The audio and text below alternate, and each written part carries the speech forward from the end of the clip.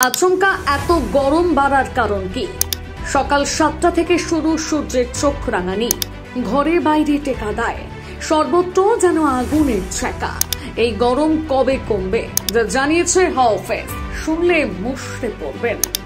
বিগত এক সপ্তাহ ধরে পাল্লা দিয়ে বাড়ছে গরম, তুঙ্গে উঠছে সূর্যের তেজ। গরমের মাত্রা এতটাই বাড়ছে যে যা একেবারে অসহনীয়।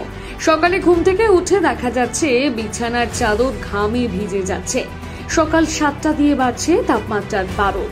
কবে কমবে গরম, আর কতদিন সইতে হবে এই দহন জ্বালা?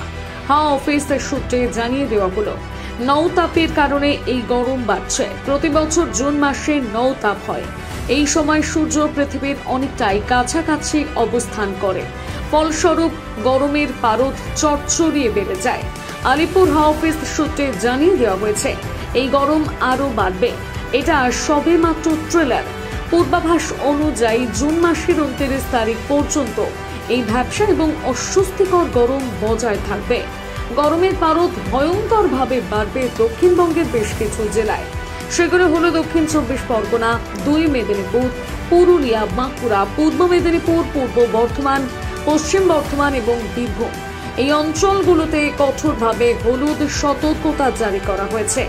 রেহাই পাবে না কলকাতার বাসিন্দারাও।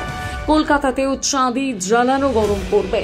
হুগলি, হাওড়া, উত্তর 24 পরগনা, মুর্শিদাবাদ এবং নদিয়া